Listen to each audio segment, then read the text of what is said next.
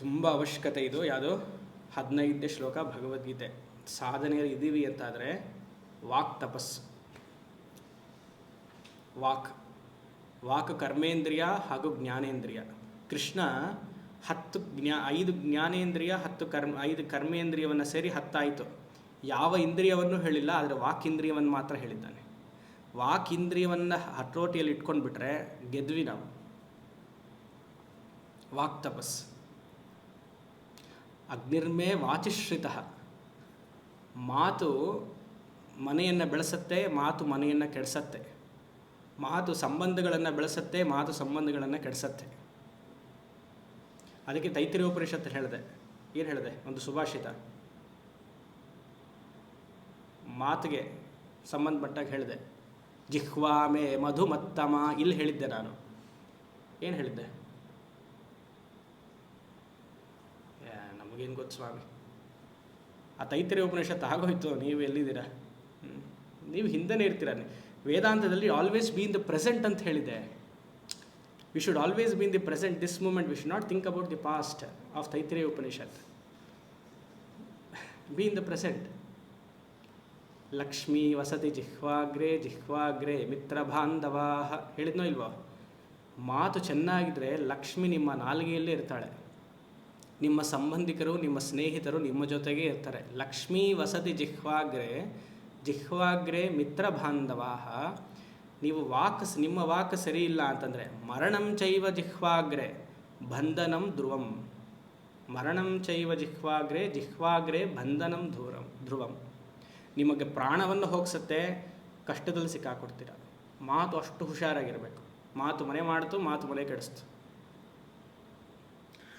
ಎಷ್ಟು ಮುಖ್ಯತ್ವ ಕೊಟ್ಟಿದ್ದಾರೆ ಮಾತಿಗೆ ಅಂದರೆ, ನಮ್ಮ ಮನುಷ್ಯನಾಗಿ ನಮಗೆ ಎಷ್ಟು ಬುದ್ಧಿ ಮುಖ್ಯತ್ವವಾಗಿದೆಯೋ ಅಷ್ಟೇ ಮುಖ್ಯತ್ವ ಮಾತಿಗಿದೆ. ಯಾಕಂದರೆ ಪ್ರಾಣಿಗಳಿಗೆ ಫ್ಯಾಕಲ್ಟಿ ಆಫ್ ಫ್ರೀ ವಿಲ್ ಇಲ್ಲ, ಪುರುಷಾರ್ಥ ಪ್ರಾಣಿಗಳಿಗಿಲ್ಲ. ಯಾಕೆ ನಾನು ಇಂಗ್ಲೀಷಲ್ಲಿ ಹೇಳ್ತಿದ್ದೀನಿ ಅಂದರೆ, ಇಲ್ಲಿ ಕನ್ನಡ ಗೊತ್ತಿಲ್ಲದಿರೋರು ಕೂತಿರೋದ್ರಿಂದ ಅವ್ರಿಗೆ ಹೇಳ್ತೀನಿ, ಸ್ವಲ್ಪ ಅದ್ರ ಗೊತ್ತಾಗಲಿ ಅಂತ.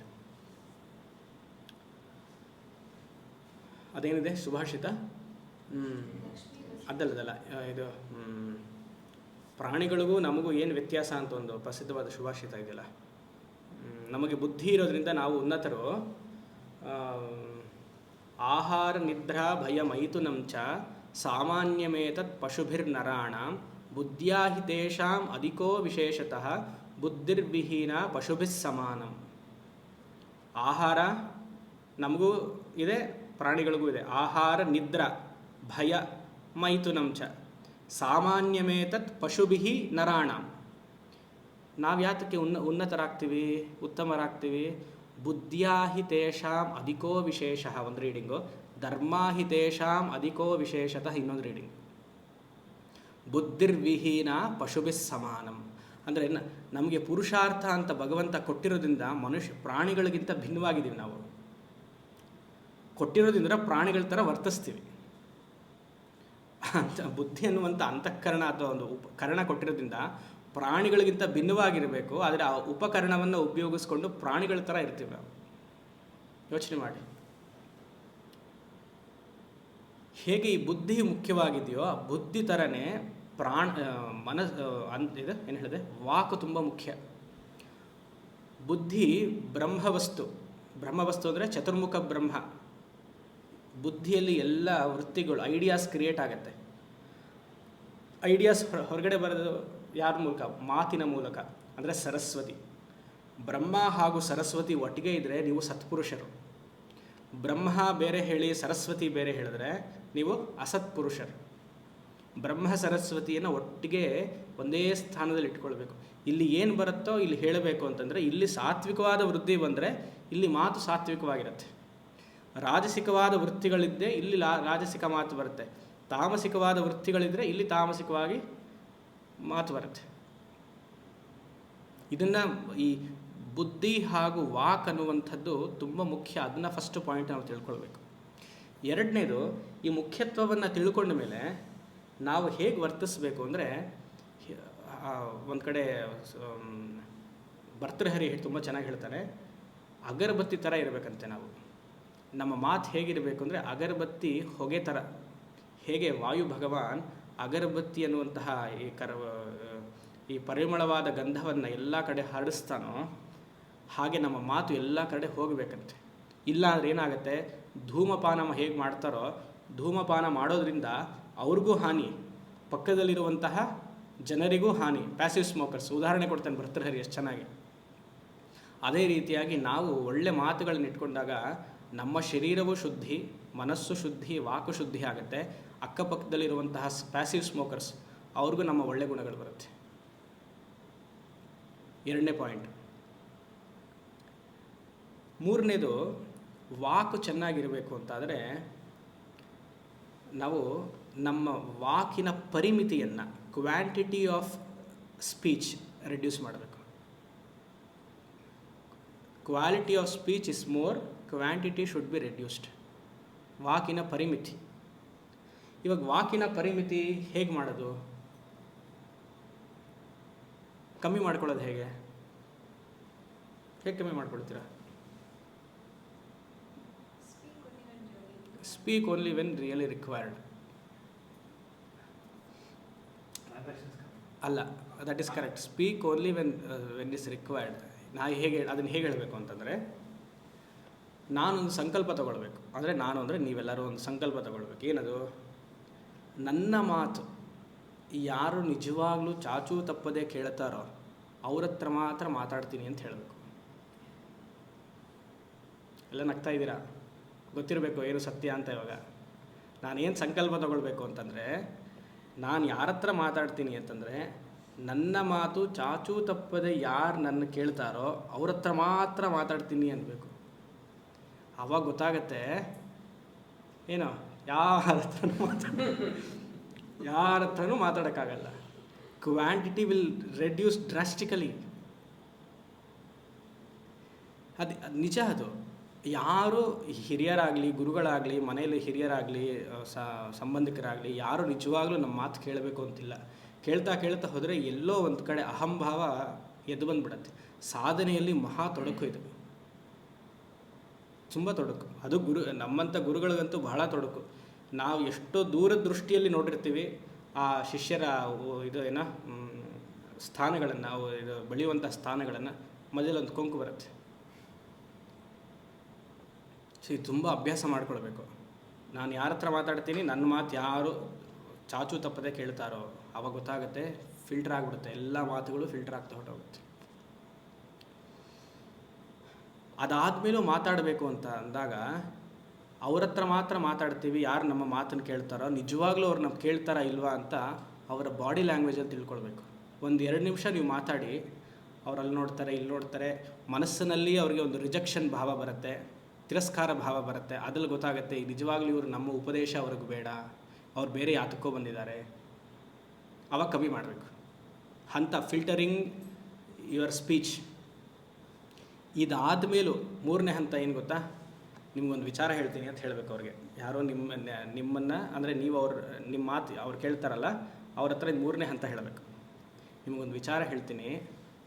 ಏನಂದರೆ ಅವ್ರ ಪಕ್ಕದ ಮನೆಯವ್ರು ಇದ್ರಲ್ಲ, ಬಿಡಿ ನಾಳೆ ಹೇಳ್ತೀನಿ, ಸತ್ರು ಅವರು,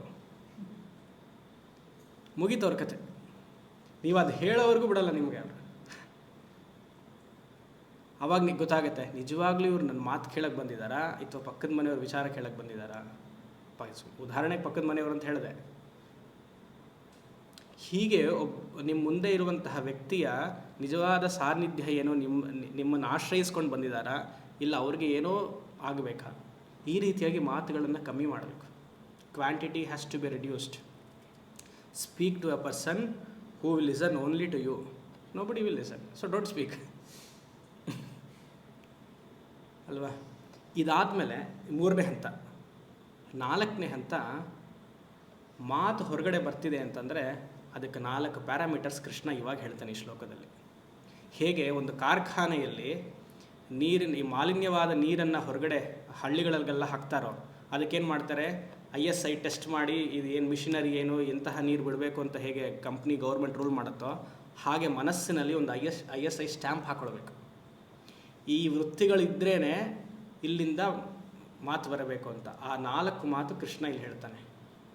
ಅನುದ್ವೇಗಕರಂ ವಾಕ್ಯಂ, ಸತ್ಯಂ ವಾಕ್ಯಂ, ಪ್ರಿಯಂ ವಾಕ್ಯಂ, ಹಿತಂ ವಾಕ್ಯಂ. ಆವಾಗಲೇ ಮಾತಾಡಬೇಕು. If you want to speak only these 4 words are 4 ways of speech. ಯಾವ ಮ್ಯಾನೇಜ್ಮೆಂಟಲ್ಲೂ ಹೇಳ್ಕೊಡಲ್ಲ, ಯಾವ ಸೈಕಾಟ್ರಿಸ್ಟ್ಗೂ ಗೊತ್ತಿಲ್ಲ ಇದು. Bhagavad Gita is not a management course, ತಿಳ್ಕೊಳ್ಳಿ. ಅನುದ್ವೇಗಕರಂ ವಾಕ್ಯಂ, ನ ಉದ್ವೇಗಕರಂ ವಾಕ್ಯಂ ಅನುದ್ವೇಗಕರಂ. ಇನ್ನೊಬ್ಬರಿಗೆ ಚುಚ್ಚುವಂತಹ ಮಾತಾಡಬಾರ್ದು. Irritating words may you not speak, disturbing words may you not speak. ಉದ್ವೇಗಕರಂ ಅಂದರೆ ರಾಜಸಿಕವಾಗಿ ಕೋಪ ಬರುವಂತಹ ಮಾತು, ಮನಸ್ಸನ್ನು ಕೆರಳಿಸುವಂತಹ ಮಾತು ಆಡಬಾರ್ದು. ಹೇಗೆ ಸ್ವಾಮಿ ಮಾಡೋದೆಲ್ಲ ಅಧರ್ಮ, ಹೇಗೆ ನಮಗೆ ಗೊತ್ತಾಗತ್ತೆ? ಅದಕ್ಕೆ ಪ್ರತಿಯೊಂದು ಸಾಧನೆಯಲ್ಲಿಯೂ ಹಂತದಲ್ಲಿಯೂ ಸಾಮದಾನ ಭೇದ ದಂಡ ಅಂತ 4ನೇದು ಇಟ್ಟಿರೋದು. ನೀವು ಉದ್ವೇಗಕರವಾಗಿ ಮಾತಾಡಬೇಕು ಅಂದರೆ ಅದು 4ನೇ ಆಪ್ಷನ್ ಆಗಿರಬೇಕು. ಶುರುವಿನಲ್ಲಿ ಸಾಮವಾಗಿ ಹೇಳಬೇಕು, ದಾನವಾಗಿ ಹೇಳಬೇಕು, ಭೇದವಾಗಿ ಹೇಳಬೇಕು. ಇದು ಯಾವುದು ಆಗಿಲ್ಲ ಅಂದರೆ ದಂಡವನ್ನು ತೊಗೊಂಡು ಬರಬೇಕು. ನಾವು ಶುರು ಮಾಡೋದು ಹೇಗೆ? ನೇರ ದಂಡವೇ ನಮ್ಮದು. ದಂಡಂ ದಶಗುಣಂ ಅಲ್ವಾ? ಯೋಚನೆ ಮಾಡಿ. ಹಲವಾರು ಪ್ರಯತ್ನ ಪಡಬೇಕು. ಸಾಧಾರಣವಾಗಿ ಹೇಳಿ ಒಬ್ಬ ಮನುಷ್ಯನನ್ನು ಅರ್ಥ ಮಾಡಿಸ್ಬೋದು. ಅರ್ಥ ಮಾಡ್ಸೋಕ್ಕಾಗಲಿಲ್ಲ ಅಂದರೆ 2ನೇ ಹಂತ, 3ನೇ ಹಂತ, ಕೊನೆಗೆ 4. ಆವಾಗಲೂ ನಾವು 4ನೇ ಹಂತವನ್ನು ದಂಡವನ್ನು ತಗೊಂಡ್ರು ಉದ್ದೇಶ ಮನುಷ್ಯನ ಮೇಲೆ ಇರಬಾರ್ದು, ಅವನ ವ್ಯಕ್ತಿತ್ವವನ್ನು ಬದಲಾವಣೆ ಮಾಡೋಕ್ಕಿರಬೇಕು. ಅದು ನಾವು 12ನೇ ಅಧ್ಯಾಯದಲ್ಲಿ ನೋಡಿದ್ವಿ. ಅದ್ವೇಷ್ಟ ಸರ್ವಭೂತಾನವಲ್ಲಿ ನೋಡಿದ್ವಿ. ಅನುದ್ವೇಗಕರಂ ವಾಕ್ಯಂ ಸತ್ಯಂ ವಾಕ್ಯಂ. ಹೇಳುವಂತಹ ಮಾತು ಆದಷ್ಟು ಸತ್ಯವಾಗಿರಲಿ. ಅದರಲ್ಲೂ ಹೇಗೆ ಸ್ವಾಮಿ ಈಗಿನ ಕಾಲದಲ್ಲಿ ಆಗಲ್ಲ ಅಂತ ಹೇಳಬಾರ್ದು. ಈ ಸತ್ಯವನ್ನು 2 ಕ್ಯಾಟಗರಿಯಾಗಿ ಮಾಡ್ಕೊಳ್ಬೇಕು. ಅವಾಯ್ಡಬಲ್ ಲೈಸ್, ಅನ್ಅವಾಯ್ಡಬಲ್ ಲೈಸ್ ಕ್ಯಾಟಗರಿಯಾಗಿ ಮಾಡಬೇಕು. ಕೃಷ್ಣ ಹೇಳಿಲ್ಲ ಸುಮ್ಮನೆ ಸತ್ಯವಾಕ್ಯ ಅಂತ ಹೇಳಿ ಮುಗಿಸೋಯ್ತು. ನಾ ಹೇಳ್ತಾ ಇರೋದು ಯಾಕಂದರೆ ಈಗಿನ ಕಾಲಕ್ಕೆ ಆಗಬೇಕಲ್ಲ. ಯಾವ ಟಿಪ್ಪಣಿಕಾರರು ಇದಕ್ಕೆ ವ್ಯಾಖ್ಯಾನವನ್ನು ಮಾಡಿಲ್ಲ. ಸುಮ್ಮನೆ ಹೇಳಿ ಮುಗ್ದೆ, ಸತ್ಯ ಅಂದರೆ ಮುಗ್ದೆ, ಸತ್ಯಂ ವಚ, ಅದೇನು ವ್ಯಾಖ್ಯಾನ ಮಾಡ್ತೀರಾ? ಮಾಡೋಕ್ಕಾಗಲ್ಲ. ಈಗಿನ ಕಾಲಕ್ಕೆ ಅದು ಸರಿಯಾಗಿ ಹೇಳಬೇಕಲ್ವ. ಅಂದರೆ ಈ ವಾಕ್ ತಪಸ್ಸು ಬರಬೇಕು. ವಾಕ್ ತಪಸ್ಸು ಚೆನ್ನಾಗಾಯಿತು ಅಂದರೆ ಮೋಕ್ಷಕ್ಕೆ ಸಾಧ್ಯ. ಅದನ್ನು ನಾ ಇರುವಂತಹ ಹಂತದಲ್ಲಿ ಇದನ್ನು ಬೈಫರ್ಕೇಟ್ ಮಾಡಿಕೊಳ್ಬೇಕು. What can I avoid, which I cannot avoid. ಒಂದು ಜರ್ನಲ್ ಮೇಂಟೈನ್ ಮಾಡಬೇಕು.